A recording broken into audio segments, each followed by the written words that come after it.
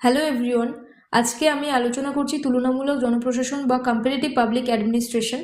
তো comparative public administration নাম শুনেই বোঝা যাচ্ছে এখানে জনপ্রশাসনকে নিয়ে বা বিভিন্ন দেশের মধ্যে যে জনপ্রশাসনিক ব্যবস্থা আছে, বিভিন্ন দেশের যে সরকারি ব্যবস্থা আছে, রাজনীতি আছে, সমাজ আছে, সংস্কৃতি আছে, সেই সমস্ত কিছু নিয়ে তুলনামূলক একটা আলোচনার মাধ্যমে যেগুলো উঠে এসেছে সেইগুলোই হচ্ছে তুলনামূলক জনপ্রশাসনের মধ্যে পড়ে। কিন্তু এই যে তুলনা করার প্রয়োজনীয়তা এলো কেন, এটা সম্পর্কে আমাদের জানতে হবে এবং তুলনামূলক জনপ্রশাসনের কি কি মূল পয়েন্ট আছে, কি কি তাত্ত্বিকরা কি কি জিনিস তুলে ধরেছে এবং কি কি জিনিসের মাধ্যমে একটা দেশের সঙ্গে অন্য দেশের জনপ্রশাসনের তুলনা করলে সেটা আরো বেশি ভালো ফলপ্রসূ হয়, প্রশাসনিক ব্যবস্থাটা আরো বেশি শৃঙ্খলিত হয়, আরো বেশি ভালোভাবে পরিচালনা করা যায়। তো তুলনামূলক জনপ্রশাসনের ধারণা, এই তুলনা করার ধারণা তো সেই অ্যারিস্টটলের টাইম থেকে হয়ে আসছে, যিনি 158টি সংবিধানকে স্টাডি করেন এবং তার ফলস্বরূপ হিসেবে 6টি কি বলবো রাষ্ট্রের বা সরকার ব্যবস্থার ধারণা দেন এবং সেইভাবেই চলে আসছে। কিন্তু এই যে তুলনামূলক জনপ্রশাসনের ধারণা, এটাও একটা তুলনারই মতো কি তুলনাই এটা। এবং এর যারা তাত্ত্বিক তারা বুঝতে পারে, তারা উপলব্ধি করে যে জনপ্রশাসনের যে সংকট, যেটা জনপ্রশাসনের বিবর্তন পড়লে বোঝা যাবে যে একটা ফেজ আছে, ক্রাইসিস অফ আইডেন্টিটি বা অস্তিত্বের সংকট, যেটা হয়েছিল 1950 থেকে 1970-এর মধ্যে। এবং এই যে সংকট আসে, যেখানে জনপ্রশাসন নাকি সেটা সরকারের সঙ্গে যুক্ত, মানে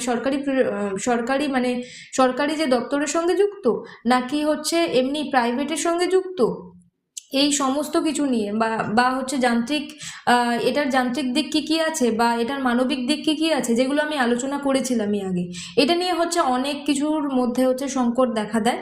তো এখানে একটা অস্তিত্বের সংকট দেখা দেয় জনপ্রশাসনের মধ্যে। তারপরেই বিভিন্ন তাত্ত্বিক তুলনা করতে থাকে বিভিন্ন দেশের সঙ্গে, বিভিন্ন দেশের রাজনৈতিক ব্যবস্থার সঙ্গে। তো এখানে আমি লিখেছি রাষ্ট্রবিজ্ঞানের এটি এমন একটি শাখা যেখানে বিভিন্ন দেশের প্রশাসনিক ব্যবস্থা, তাদের কাঠামো এবং কার্যপদ্ধতি নিয়ে তুলনামূলকভাবে আলোচনা এবং গবেষণা করা হয়।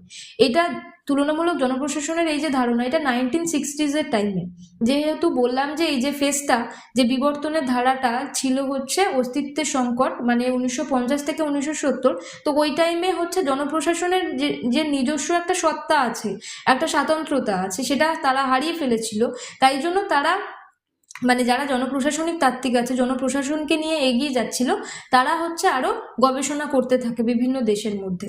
তো এখানে একটা সংজ্ঞা দিয়েছি, যেখানে রাফেলের মতে তুলনামূলক জনপ্রশাসন হলো সেই গবেষণার ক্ষেত্র যা বিভিন্ন দেশের প্রশাসনিক ব্যবস্থা এবং তাদের মধ্যেকার সাদৃশ্য এবং বৈসাদৃশ্য নিরূপণ করে। সাদৃশ্য আর বৈসাদৃশ্য মানে কি, যেগুলো পাবলিক এবং প্রাইভেট অ্যাডমিনিস্ট্রেশনের আমি সাদৃশ্য বৈসাদৃশ্য আলোচনা করেছিলাম, সেই রকমই বলা চলে। তুলনামূলক জনপ্রশাসনের একমাত্র কাজ গবেষণা করা। সেটা কাদের মধ্যে গবেষণা করা? বিভিন্ন দেশের মধ্যে, এবং দেশের যে প্রশাসনিক ব্যবস্থাগুলো আছে সেইটার মধ্যে, ঠিক আছে, সেইগুলোর মধ্যে গবেষণা করা এবং একটা দেশের সঙ্গে অন্য দেশের কম্পেয়ার করা, তুলনা করা। নাম শুনেই বোঝা যাচ্ছে যে তুলনামূলক জনপ্রশাসন, তাই সবকিছুতে এখানে কম্প্যারিজন চলে আসবে। তো এর উৎপত্তি কিভাবে হয়েছে? উড্রো উইলসনের হাত ধরে এটার সূচনা, যেখানে আমরা ফার্স্ট ফেজে, যেটা দ্য স্টাডি অফ অ্যাডমিনিস্ট্রেশন, যে আর্টিকেলটা উড্রো উইলসন যিনি ছিলেন তিনি লেখেন 1887 সালে। এবং এখানেই তিনি অন্য দেশের যে মডেলগুলো আছে সেই মডেলগুলোর সঙ্গে ইনি মিলিয়ে দেখতে চেয়েছিলেন বা তুলনা করার যে প্রয়োজনীয়তা আছে সেইটার কথা ইনি তুলে ধরেছিলেন, মানে উড্রো উইলসন যিনি ছিলেন তিনি তুলে ধরেছেন। আর তার ওপরও এমন একটা টাইম, মানে 1960-এর দশকে আসে, কিন্তু তার আগে থেকেই তুলনামূলক জনপ্রশাসন সম্পর্কে কাজ শুরু হয়ে যায়, ঠিক আছে। তার আগে থেকেই মানে একটা অস্তিত্বের সংকটে এরা যেহেতু পড়ে যায়, তাই জন্য জনপ্রশাসনের একটা স্বাতন্ত্র্য অস্তিত্ব বজায় রাখার জন্য বিভিন্ন বিজ্ঞানী, বিভিন্ন তাত্ত্বিক, বিভিন্ন রাষ্ট্রবিজ্ঞানী বিভিন্ন দেশের সঙ্গে করতে থাকে, মানে কম্পেয়ার করতে থাকে। তো দ্বিতীয় বিশ্বযুদ্ধ একটা টাইম ছিল যেখানে বিশ্বের সবকটি দেশের যে অস্তিত্ব সেটা হচ্ছে আলাদা আলাদাভাবে পরিলক্ষিত হয়। কিভাবে? কারণ দ্বিতীয় বিশ্বযুদ্ধের পরে পরবর্তীকালে যারা হচ্ছে এরকম উপনিবেশিক শাসিত হচ্ছে দেশ ছিল না, মানে অঞ্চল ছিল, তারা নিজের যে স্বাতন্ত্র অস্তিত্ব, সেলফ ডিটারমিনেশনের জন্য, নিজের স্বাতন্ত্র অস্তিত্ব বজায় রাখার জন্য হচ্ছে নিজেদের স্বাধীনতা দাবি করে। তো এশিয়া, আফ্রিকা ও লাতিন আমেরিকার মতো দেশগুলো হচ্ছে যেহেতু স্বাধীনতা পেয়ে যায়, আর দ্বিতীয় বিশ্বযুদ্ধের পরবর্তীকালে ইউকে হচ্ছে চরম বিধ্বস্ত হয়ে যায়, মানে ব্রিটেন চরম বিধ্বস্ত হয়ে যায়, তো তাদের আবার হচ্ছে ওই যুদ্ধ করার পরে আবার এসে এই সব জায়গায়, এই ছোটোখাটো এশিয়া আফ্রিকার জায়গাগুলোতে আর উপনিবেশ কে চালিয়ে রাখার জন্য আর সময় থাকে না, বা তাদের হচ্ছে ম্যান পাওয়ারও থাকে না যে কেউ এসে হচ্ছে চালাবে। তো এশিয়া, আফ্রিকা, ল্যাটিন আমেরিকার মতো দেশ অনেক, মানে দেশ হচ্ছে স্বাধীনতা লাভ করতে থাকে, মানে এদের মধ্যেকার যেসব দেশগুলো আছে তারা স্বাধীনতা লাভ করতে থাকে। তো এরা যারা নতুন করে নিউলি ইন্ডিপেন্ডেন্ট কান্ট্রি, তাদের অনেক কিছু সমস্যা হয়, কারণ এরা নতুন ভাবে হচ্ছে সবকিছু সাজানো গোছানো, সবকিছু হচ্ছে ওই, যেহেতু সবকিছু ব্রিটিশরা হচ্ছে চুষে নিয়ে চলে গেছে, তাই জন্য এদেরকে নতুনভাবে সাজাতে হবে। এরা ইকোনমিক্যালি খুব উইক, এরা হচ্ছে কিভাবে প্রশাসনকে ম্যানেজ করবে সেই সেই সম্পর্কেও এদের তেমন কোনো ধারণা ছিল না, কিভাবে অর্থনীতিকে ম্যানেজ করবে, কিভাবে হচ্ছে জিনিসপত্র পরিচালনা করবে, মোদ্দা কথা সেগুলোর কোনো আইডিয়া ছিল না এদের। তো জনপ্রশাসনিক যারা ছিল তারা কি করলো, তারা হচ্ছে বিভিন্ন দেশের সঙ্গে, এই যে এশিয়া আফ্রিকার যে দেশগুলো আছে যারা স্বাধীনতা পেয়েছে এবং যারা উন্নত দেশ আছে, মার্কিন যুক্তরাষ্ট্র এবং ইউরোপীয় যে দেশগুলো আছে, যে হচ্ছে আর্থিক সহযোগিতার পরামর্শ দেয়, যেগুলো সম্পর্কে আমরা জানি মার্শাল প্ল্যান বা ট্রুম্যান ডক্ট্রিন, যেগুলোর মাধ্যমে হচ্ছে আমাদের একটা আর্থিক সহযোগিতার কথা বলে।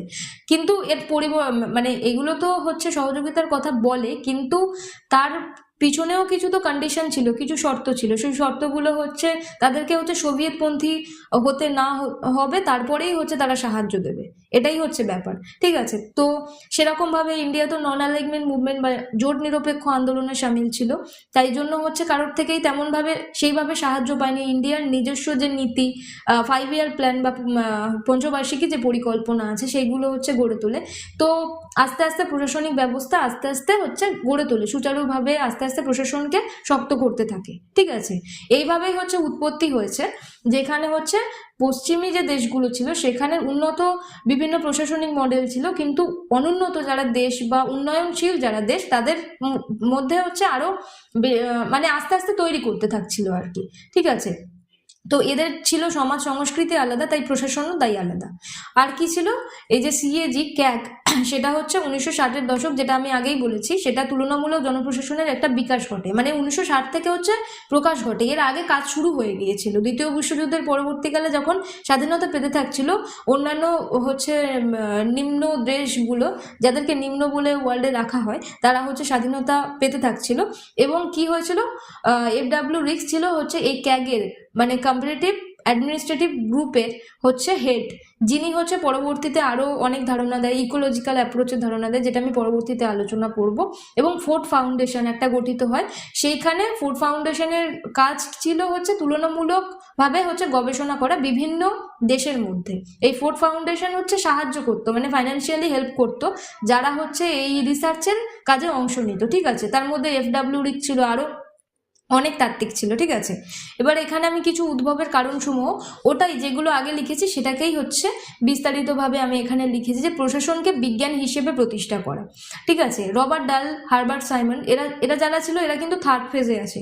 যখন সেকেন্ড ফেজকে চ্যালেঞ্জ করে, সেকেন্ড ফেজে হচ্ছে প্রিন্সিপালস অফ অ্যাডমিনিস্ট্রেশন, যেখানে মানুষের যে সায়েন্টিফিক, মানে মানুষের কোনো দিক নেই, মানে যেখানে হচ্ছে প্রশাসনের একটা বিজ্ঞানের ভিত্তি থেকে প্রশাসন পরিচালনা হওয়ার উপরে হচ্ছে জোর দিয়েছিল। কিন্তু ওদেরকে সমালোচনা করে এই রবার্ট ডাল এবং হারবার্ট সাইমনের মতো মানুষরা যারা আসে এবং বিভিন্ন দেশের সঙ্গে প্রশাসনের যে তুলনা করার সেটার উপরে হচ্ছে এরা জোর দেয়, এরা মানুষের বিহেভিয়ার এর উপর জোর দেয়। ঠিক আছে, এবং পরিবেশগত প্রভাবের উপর জোর দেয় কে, ফ্রেডরিক্স, যিনি ছিলেন যেটা হচ্ছে ক্যাগের একদম হেড, ঠিক আছে। তো গবেষকরা বুঝতে পারেন যে একটি দেশের রাজনীতি, সমাজ, ধর্ম, অর্থনীতি সেই দেশের প্রশাসনের উপর ব্যাপক প্রভাব ফেলে। এই সম্পর্ক বোঝানোর জন্য তুলনামূলক আলোচনার উদ্ভব হয়। পরিবেশগত প্রভাবটা আমি পরে আরো বিস্তারিত বোঝাচ্ছি। দেন উন্নয়নশীল রাষ্ট্রের প্রয়োজন। তৃতীয় বিশ্বের দেশগুলো যেহেতু দারিদ্র, তাই জন্য অবকাঠামোগত উন্নয়নের জন্য বিশেষ ধরনের প্রশাসন বা ডেভেলপমেন্ট অ্যাডমিনিস্ট্রেশনের দরকার হয়, তাই জন্য তুলনামূলক প্রশাসন জরুরি ছিল। তাহলে কি কি কারণের জন্য তুলনামূলক প্রশাসন জরুরি ছিল? তুলনামূলক প্রশাসন জরুরি এই জন্যই ছিল যে উন্নয়নশীল দেশেরও তো একটা কাঠামো থাকে। আমি যদি একটা স্কুলে পড়ি, তাহলে আমি যদি ব্যাক বেঞ্চার হই, তারও একটা মাইন্ডসেট থাকে, আর যে হচ্ছে সামনের বেঞ্চে বসে তারও একটা মাইন্ডসেট থাকে। তা আমাকে আমার ওয়ার্ল্ডের সবাইকে জানতে হবে, আমাকে রিসার্চ করতে হবে, আমাকে গবেষণা করতে হবে, তারপরেই আমি এই তুলনাটা টানতে পারবো যে পশ্চিমী দেশের সঙ্গে এবং উন্নয়নশীল দেশের মধ্যে কি কি পার্থক্য আছে বা কি কি সাদৃশ্য থাকতে পারে। তো সেরকম ভাবেই পরিচালিত করাই এদের উদ্দেশ্য। এবং পরিবেশগত প্রভাব যেটা বললাম, এবং আর ছিল প্রশাসনকে বিজ্ঞান হিসেবে প্রতিষ্ঠা করা। প্রশাসনের যে অস্তিত্ব নিয়ে সংকট ছিল, সেটাকে দূরে সরিয়ে রেখে প্রশাসনের যাতে যে স্বাতন্ত্র্য অস্তিত্ব আছে সেটা বজায় থাকে, সেটা প্রতিষ্ঠিত হয়, সেটার উপর জোর দেওয়া। এর প্রধান প্রবক্তাগণ কে আছে, যেটা এফ.ডব্লিউ. রিক্স, আমি আগেই বলেছি, ওটা এফ.ডব্লিউ. রিক্স, যিনি দেখিয়েছিলেন সমাজভেদে প্রশাসনের ধরন বদলে যায়। কিভাবে? কারণ প্রত্যেকটি দেশের সমাজ আলাদা, সংস্কৃতি আলাদা, কালচার আলাদা, সবকিছু জিনিস আলাদা। তাই তিনি প্রিজম্যাটিক সোসাইটির এই যে prismatic society, fuse society, refractive society, এইটার ধারণা দেন। এটা আমি পরবর্তী কোনো ভিডিওতে আলোচনা করব। তারপর রবার্ট ঢাল কি করে? রবার্ট ঢাল প্রশাসনের 3টে সমস্যার কথা তুলে ধরেন। 3টে সমস্যা কি ছিল? একটা ভ্যালু মানে মূল্য। প্রত্যেক দেশের মানুষের মধ্যে যে মূল্যবোধ আছে সেটা আলাদা প্রত্যেক মানুষের। আর একটা কি? হিউম্যান বিহেভিয়ার মানে মানুষের যে আচার আচরণ, সেটা সব দেশ ভেদে আলাদা। আর একটা এনভায়রনমেন্ট, প্রত্যেক পরিবেশ আলাদা, প্রত্যেক দেশের আলাদা আলাদা পরিবেশ, ঠিক আছে।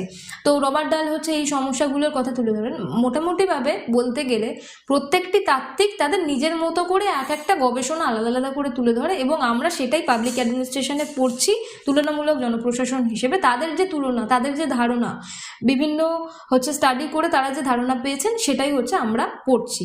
দেন ফেডেল হার্ডি, তার যে বিখ্যাত গ্রন্থ পাবলিক অ্যাডমিনিস্ট্রেশন আ কম্পারেটিভ পার্সপেক্টিভ, এটা সম্পর্কে ইনি বলেন, ঠিক আছে। এবার ফ্রেডরিক্সের যে 3টে ট্রেন্ড, যেটা ক্যাগ বা কম্পারেটিভ অ্যাডমিনিস্ট্রেটিভ গ্রুপের একদম কোর পয়েন্ট, সেটা সম্পর্কে আলোচনা করি। সেটা প্রথমটা আদর্শগত থেকে অভিজ্ঞতা লব্ধ বা নর্মেটিভ টু এম্পেরিক্যাল।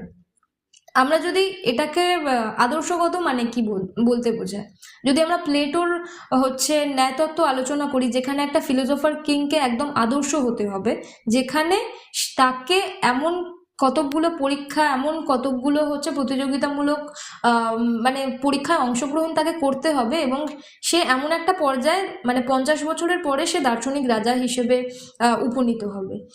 তো এরকম ভাবে যদি চলে, তাহলে সে দার্শনিক রাজা হতে হতেই মারা যাবে। তার এতগুলো স্টেজ পড়াশুনো করার, সে মারা যাবে। তার পরবর্তীতে যখন অ্যারিস্টটল আসে, তখন প্লেটোর সেই ধারণাকে খণ্ডন করে, এবং তিনি ওই যে আইডিওলজির পরিবর্তে আইডিওলজি বলছি কি ওরকম আইডিয়াল টাইপ অফ, ওরকম আদর্শগতের পরিবর্তে তিনি রিয়েলিস্টিকের উপর জোর দেন। তো এখানে সেটা কিভাবে, যে আদর্শগত থেকে অভিজ্ঞতা লব্ধ, আদর্শগত এর যদি এক কথায় বলি, কেমন হওয়া উচিত একটা প্রশাসনের। প্লেটো যেরকম ভাবে দার্শনিক রাজাকে দেখিয়েছিলেন, কেমন একটা রাজা এরকম হতে হবে, ন্যায়পরায়ণ হতে হবে, এই করতে হবে, সেই করতে হবে, এটাই। তো এইটা না করে ফ্রেডরিক্স বলছেন আদর্শগত থেকে অভিজ্ঞতা লব্ধ। সেখানে বাস্তবে প্রশাসনটা কিভাবে পরিচালিত হচ্ছে। আগে ভাবা হতো যে প্রশাসনকে কেমন হওয়া উচিত, ঠিক আছে। এখন প্রশাসন বাস্তবে কেমন কাজ করছে, কিভাবে এটা আরো মডিফাই করা যায়, কিভাবে কোন কাজ করলে সেইটাকে আরো বেটার ইমপ্লিমেন্ট হতে পারবে, সেটা দেখতে হবে। সেটাই অভিজ্ঞতা। প্রত্যেকটা জায়গায়, প্রত্যেকটা প্রশাসনিক জায়গায় গিয়ে এদেরকে সার্ভে করা দরকার, বা পরীক্ষা করা দরকার, রিসার্চ করা দরকার। করার ফলে এরা যে অভিজ্ঞতাটা পাবে, সেটা করতে হবে, সেটাকে তুলে ধরতে হবে। আদর্শগত পরিবর্তে বা প্রিন্সিপালস যেগুলো ছিল সেকেন্ড সেকেন্ড ফেজে প্রিন্সিপালস অফ অ্যাডমিনিস্ট্রেশন, যেখানে ওই পোস্ট কোডের ধারণা দিয়েছিল, সেটাকে বাদ দিতে হবে। এটা হতে হবে প্রশাসনকে শৃঙ্খলিত হতে হবে, টাইম ম্যানেজমেন্ট করতে হবে, এগুলো বাদ দিয়ে বিভিন্ন যে মানুষ আছে তাদের মুখ থেকে হয়তো শুনতে হবে যে তাদের কি প্রয়োজনীয়তা আছে একটা প্রশাসনের মধ্যে। এবার সেকেন্ডটা যায় ব্যষ্টিক থেকে হচ্ছে সমষ্টিক, মানে আইডিওগ্রাফিক থেকে নমোথেটিক। এটার মানে হচ্ছে আগে একটি নির্দিষ্ট দপ্তর বা দেশের প্রশাসন নিয়ে আলোচনা করা হতো, এবং এখন সাধারণ নিয়ম বা জেনারেল থিওরি তৈরি করার জন্য হচ্ছে মানে এটাই তৈরি করতে হবে। এটা ফ্রেডরিক্সের মত। এটার মানে কি, যখন আগেকার দিনে মানে যখন হচ্ছে এই যে যারা কলোনি থেকে বেরিয়ে একটা নতুন দেশ তৈরি করছে, এই উন্নয়নশীল দেশগুলো বা অনুন্নত দেশগুলো, তাদের প্রশাসনকে আগে হচ্ছে তুলনা করা হতো না বা পরীক্ষা করা হতো না যে সেই প্রশাসনের ব্যবস্থাটা ঠিকঠাক চলছে কিনা। আগেকার দিনে কি করা হতো, শুধু পশ্চিমী দেশগুলোর উপর পরীক্ষা করে হচ্ছে ছেড়ে দেওয়া হতো।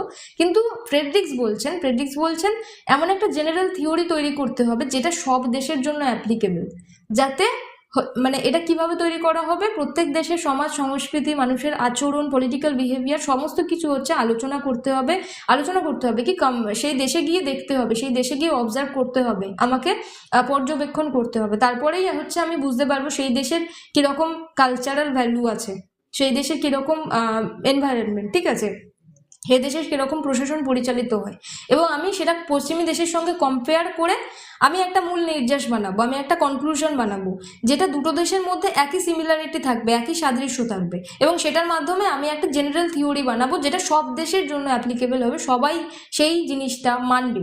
ঠিক আছে, এটার কথা বলতে চাইছি। আগে একটা দেশের প্রশাসন বা একটা নির্দিষ্ট দপ্তরকে নিয়ে আলোচনা করা হতো, এখন একটা সাধারণ নিয়ম তৈরি করা হবে, ওই ডেভিড ইস্টানের জেনারেল সিস্টেম থিওরির মতো, যেটা সব দেশের জন্য অ্যাপ্লিকেবল। ইনপুট হবে, তারপরে পলিটিক্যাল প্রসেসের মধ্যে আর্টিকুলেশন হবে, তারপরে হচ্ছে আউটপুট অনেক পরে দেবে, তারপরে সেটার দিকে ফিডব্যাক এলে তারপরে ফের ইনপুটে যাবে। ঠিক আছে, তো এইভাবে প্রত্যেকটা জিনিস হচ্ছে একটা ঘোরালো ব্যাপার। এটা সব দেশেই হয়, সব দেশের রাজনৈতিক প্রতিষ্ঠান, রাজনৈতিক ব্যবস্থায় এটা সব দেশেই হয়। ঠিক আছে, এবার 3 নম্বর পয়েন্ট, পরিবেশগত বিশ্লেষণ, ইকোলজিক্যাল অ্যাপ্রোচ, যেটা ধারণা ফ্রেডরিক্স দিয়েছিলেন, প্রশাসনকে সমাজ থেকে বিচ্ছিন্ন না করে সমাজের একটা অংশ হিসেবে দেখা। সমাজের একটা অংশ হিসেবে কিভাবে দেখা, যেখানে হচ্ছে পরিবেশগত দিকগুলোকে তুলে ধরা, এবং এটা নিয়ে আমি আলোচনা করেছি, সমাজ থেকে বিচ্ছিন্ন না করে মানুষের রাজনীতি, মানুষের সমাজ সংস্কৃতি সবকিছু নিয়ে বিশ্লেষণ করতে হবে। তো এটাই ছিল আজকের ভিডিও। Thank you.